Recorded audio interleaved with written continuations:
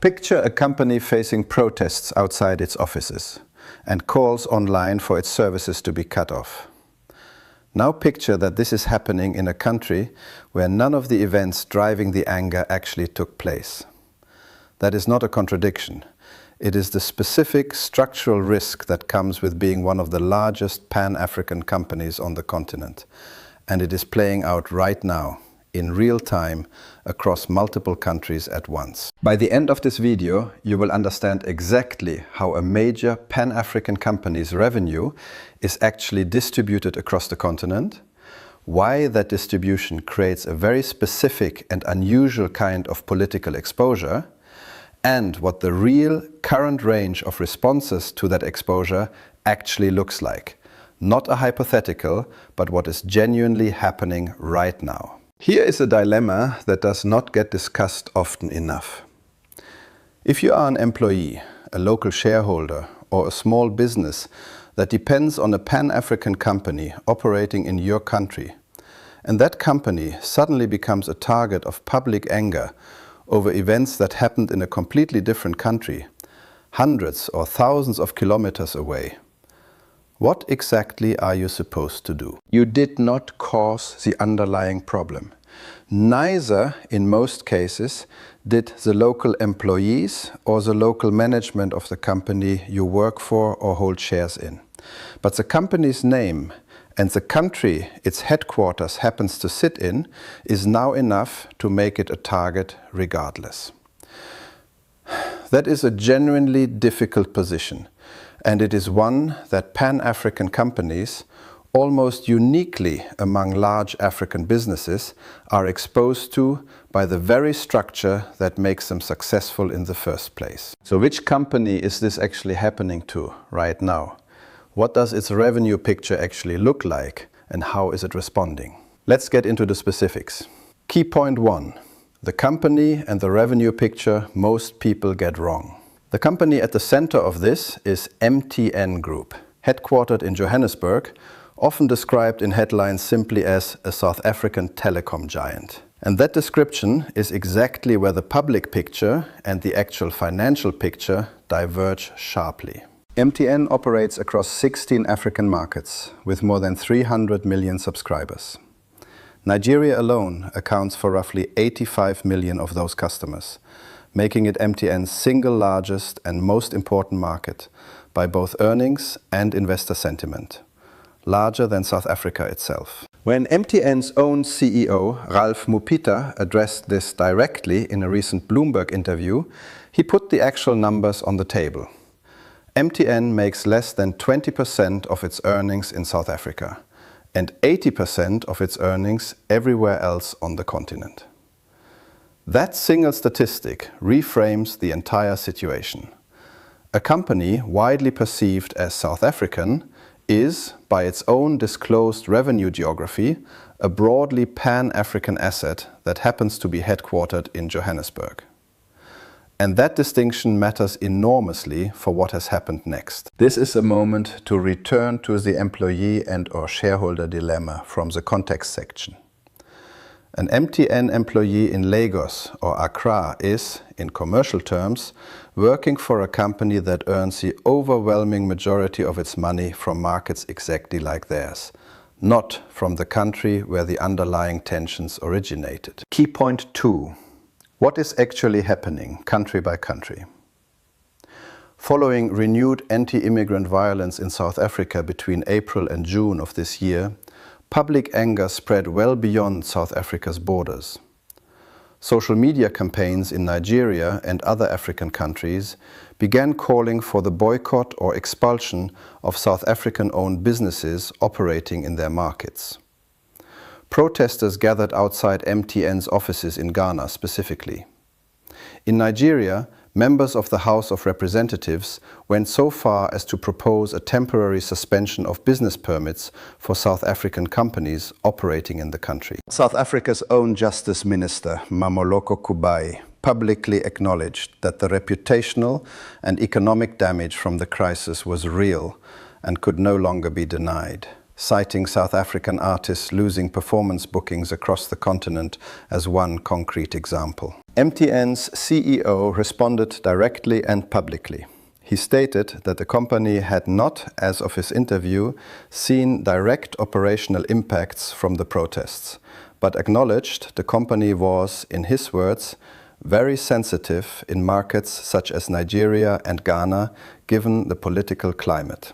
He argued explicitly against economic isolation as a response, framing companies with continental footprints as deeply embedded in the economies they serve, rather than simply extensions of their headquarters country, and warning that driving out Pan-African operators would have a real cascading cost in jobs and digital infrastructure in the very countries calling for boycotts. Key point 3.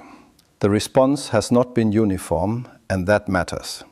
Here is the detail that gives this story real analytical weight rather than just drama. The public response, even among people actively calling for retaliation against South Africa, has not been uniform on the question of MTN specifically. Alan Onyema, the chief executive of Airpeace, and one of the most prominent Nigerian business voices calling for a response to the South African crisis, was explicit and specific on this point in a televised interview. He called for what he termed non-violent economic disengagement from South Africa, but he drew a clear, deliberate line excluding MTN and similar companies from that call, stating plainly that he did not want Nigeria to shut down MTN or similar businesses on the basis that Nigerians hold shares in those companies and that they employ Nigerians directly. That distinction is the single most analytically useful detail in this entire story. It shows that even prominent advocates for a strong response to the crisis in South Africa are capable of distinguishing between a government and population responsible for a domestic policy failure and a commercial entity whose ownership, workforce and revenue are genuinely distributed across the continent. That distinction does not happen automatically. It happens because MTN's actual structure makes a case for it directly, the same way the revenue split does. So, stepping back from this one company and this one moment, what does this actually tell us about Pan-African corporate investment more broadly? Here's the bigger picture. The strategic insight. Here is the strategic reframe I want every investor, policymaker and business leader watching this to hold on to. Pan-African corporate structure is not simply a growth strategy. It is a genuine, two-sided exposure. The same continental footprint that lets a company like MTN absorb a downturn in any single market by drawing on revenue from 15 others also means that company can become a lightning rod for political anger that has nothing to do with its actual operations in the country expressing that anger. Diversification reduces commercial risk. It does not eliminate political risk. It just changes its shape from concentrated to distributed. What this specific case shows, though, is that the same structural fact cuts both ways. The revenue distribution that creates the exposure is also the clearest, most concrete argument against treating the company as a simple extension of one country's politics. And that argument appears to be landing, at least with some of the loudest voices calling for a continental response. The structure that makes a company vulnerable to this kind of crisis can also be the thing that protects it if the public conversation is allowed to engage with the actual facts rather than the headline. So what should Pan-African companies, investors and governments actually take from this? Here are 5 things worth taking seriously. The practical takeaways. 1. Pan-African companies should communicate revenue geography proactively, not just defensively. MTN's CEO putting the 80-20 split on the record publicly in response to a live crisis is a useful model. That fact should arguably be common public knowledge well before a crisis forces a company to explain it. 2. Local employment and local ownership are genuine reputational assets in moments like this, not just talking points. The fact that Nigerians and Ghanaians hold shares in and are employed by MTN was the specific detail cited by a prominent boycott advocate as the reason to exclude MTN from his call. That detail matters, and companies should ensure it is well understood locally. 3. Governments weighing retaliatory measures against Pan-African companies should distinguish carefully between a company's headquarters location and its actual ownership, employment and revenue structure. Nigeria's own parliamentary proposal to suspend business permits for South African companies illustrates the risk of treating headquarters geography as a proxy for accountability. 4. Investors in Pan-African operators should treat this kind of cross-border political contagion as a named, trackable risk category, not a tail risk. It is now a recurring feature of operating at continental scale, and it deserves the same disciplined risk framework as currency exposure or regulatory risk. 5. The underlying issue driving this entire episode is not a corporate story at all, and that should not get lost. The genuine, serious human cost of xenophobic violence in South Africa is the actual story here. The commercial fallout for companies like MTN is a real and instructive consequence of it, not a substitute for addressing the underlying crisis itself. A company earning 80% of its revenue outside the country, most people associate it with, is not a footnote.